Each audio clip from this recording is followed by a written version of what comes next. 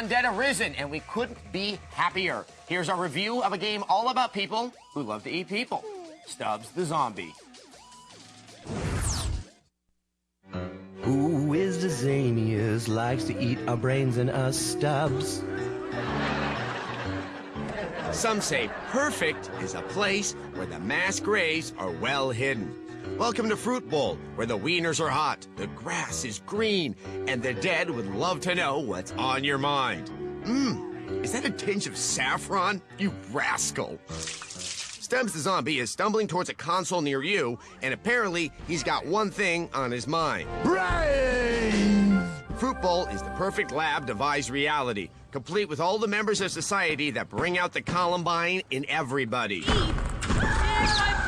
An egotistical billionaire, his mother, dimly brainlit flatfoots, jocks, and the things that mate with them. They're all here, and they all deserve to supply the main ingredient to Stubbs's and his pals' tuna noodle casserole.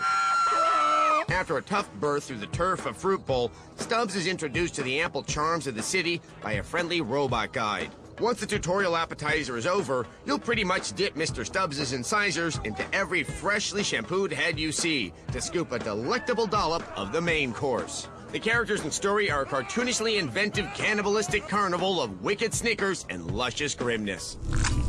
The soundtrack contains an oddly gathered gaggle of indie organ donors like Death Cab for Cutie and the Flaming Lips. All in plasma-separating stereo, people. After a while, you may start to think the game may have something in common with Stubbs' slightly undimensional diet. The challenge pretty much flees in a fast car after your first 20 or so cabezas have been cracked and the pensa polenta within sucked out. The title does throw some interesting diversions your way. Stubbs' diet consists of brains, so you can imagine the wistful gaze generated by being in proximity to the gases of his nether exit. Hands where I can see him. When Stubbs lofts an air biscuit, the stench citizenry become frozen by his odious aromatherapy, enabling Stubbs to get the drop on their domes. Stubbs can also remove his head and use it like a bowling ball, which is always fun. Stubbs can whip his internal organs your way with explosive results.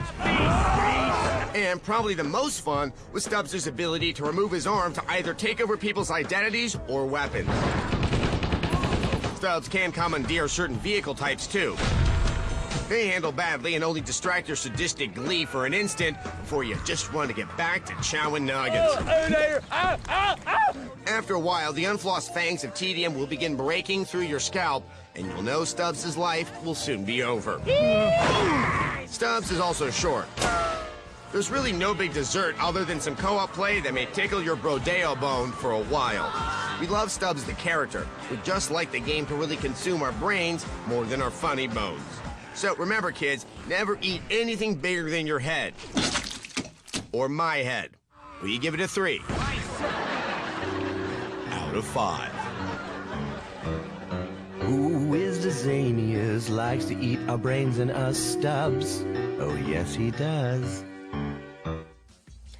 Did my head just throw up your head? That is correct. It was bound to happen. We wanted to like this game more, but after a while, eating brains just got boring, and eating brains should never be boring. And speaking of eating brains, the lyrics to a schoolyard funeral song come to mind. The worms crawl in, the worms crawl out, the worms play pinochle on your snout.